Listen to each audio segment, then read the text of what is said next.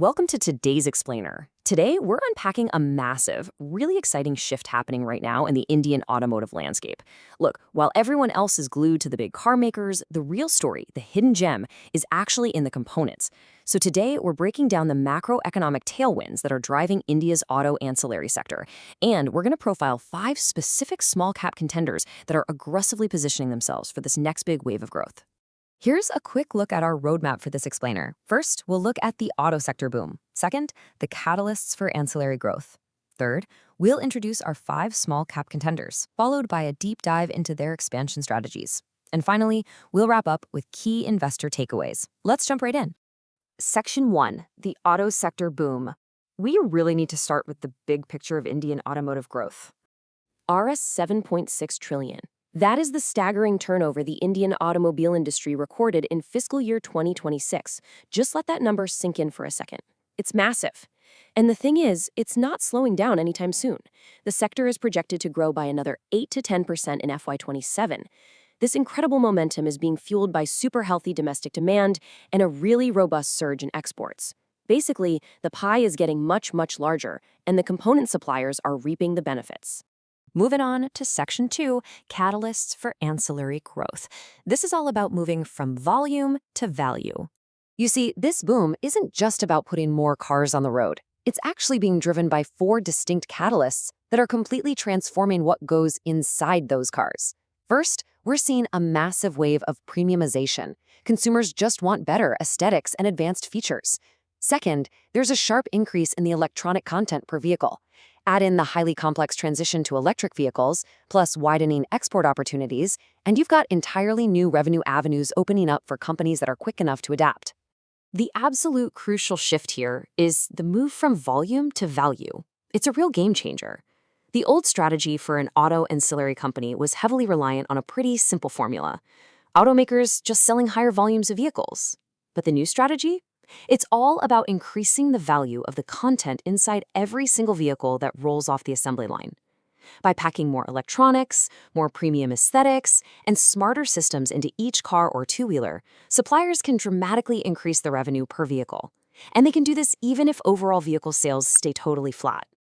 All right, Section 3, 5 small-cap contenders. Let's identify the movers and shakers. Here is a great bird's-eye view of the companies we're looking at today. Lumax Auto Technologies dominates in advanced plastics and mechatronics. SJS Enterprises, they're your absolute go-to for decorative aesthetics. Then you have Ramkrishna Forgings, or RKFL, handling heavy forgings and castings. Prickle leads the pack in precision engineering and driver information systems. And rounding out the list is Minda Corporation, a total powerhouse in wiring harnesses and vehicle access systems. Each of these companies has a very distinct identity, and as we'll see in a minute, they are all executing some seriously aggressive expansion plans. Which brings us perfectly to Section 4, strategies for expansion. How exactly do these 5 companies plan to grow? First up is Lumax Auto Technologies. We can really think of them as the tech integrator. Their main strategic goal is to transform from a traditional Tier 1 supplier into a Tier 0.5 system integrator. What does that mean? It means they want to co-create products directly alongside the car manufacturers, getting deeply embedded in the actual product development phase. A massive part of this push into clean mobility is being driven by their recent acquisition of a 60% stake in Greenfield Energy Solutions, a merger that is now fully completed, by the way. And they've got this catchy goal they call their North Star 2020-2020 vision. Basically, that means targeting a 20% compound annual growth rate to hit Rs 110 billion in revenue by FY31. They also want a 20% return on capital employed, they expect future mobility to make up 20% of their revenue share, and they're aiming for 20% long-term operating margins. It's ambitious, for sure.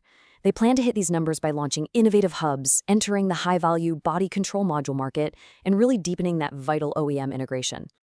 Our second contender is SJS Enterprises, the aesthetics expert. SJS designs and manufactures high-value decorative parts across a bunch of multiple product categories. What really makes SJS stand out is their track record.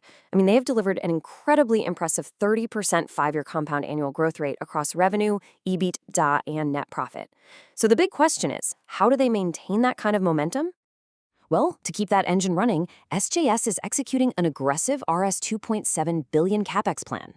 This includes a brand new greenfield facility in Pune, designed to double their chrome plating and painting capacity, and that's in the final stages of commissioning right now. But their real secret weapon, it's their focus on increasing kit value. By pivoting to next-generation tech, things like illuminated logos, in-mold electronics, and digital display integrations, they are aiming to multiply their legacy passenger vehicle kit value by 5 to 8 times.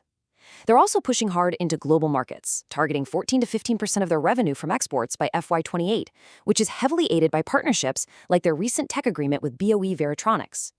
Moving right along to our third company, Ramkrishna Forgings, or RKFL. They are definitely the heavy forgers of the group. Traditionally, their core pillar has always been commercial vehicles, but they're successfully diversifying away from just that. They're splitting their passenger vehicle business evenly between traditional combustion engines and EVs. But more importantly, they're expanding way out into entirely non-automotive verticals. And the result of all this diversification? RKFL is targeting a massive Rs $80 billion in revenue by FY29. How are they getting there? By scaling up their casting capacities and entering high-margin sectors like aerospace, where they've actually already started commercial supplies of aluminum forgings.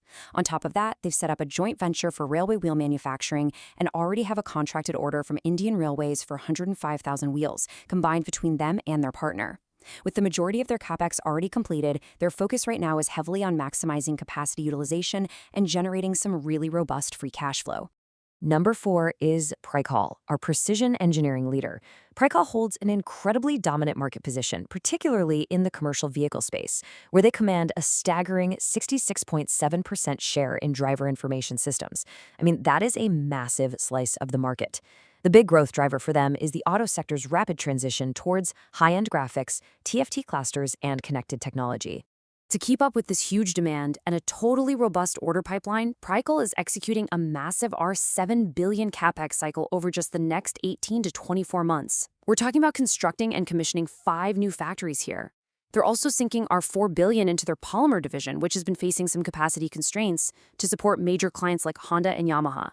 The ultimate goal of all this cash injection? Literally doubling their total turnover to R80 billion by FY31.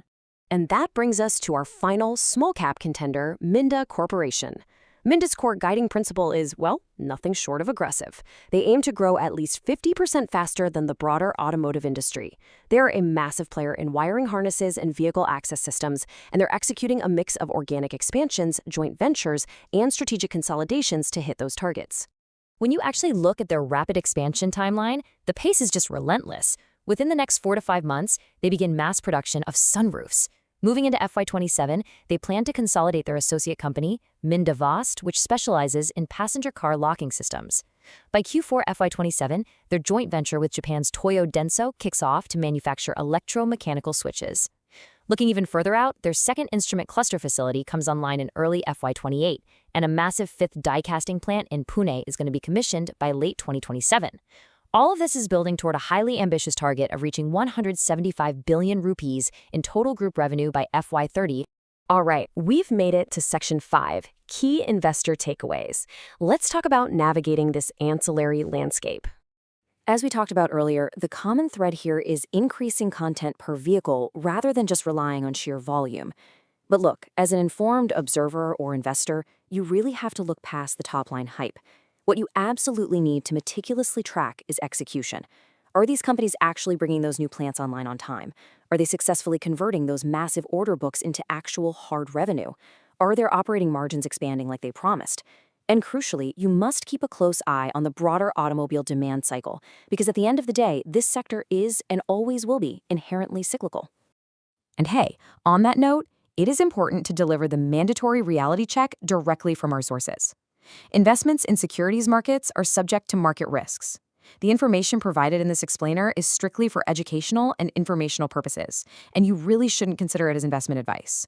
Always consult your financial advisor before making any big investment decisions. I want to leave you with one final thought. Today, we've seen how premiumization, the shift to electric vehicles, and rising export opportunities are fundamentally reshaping the Indian auto ancillary space. But looking ahead, which of these growth drivers do you believe will truly dominate the landscape over the next decade? Dive into the fundamentals, track the execution of these 5 small-cap contenders, and see if you can figure out where the real long-term value lies. Thanks so much for joining me on this explainer, and keep learning.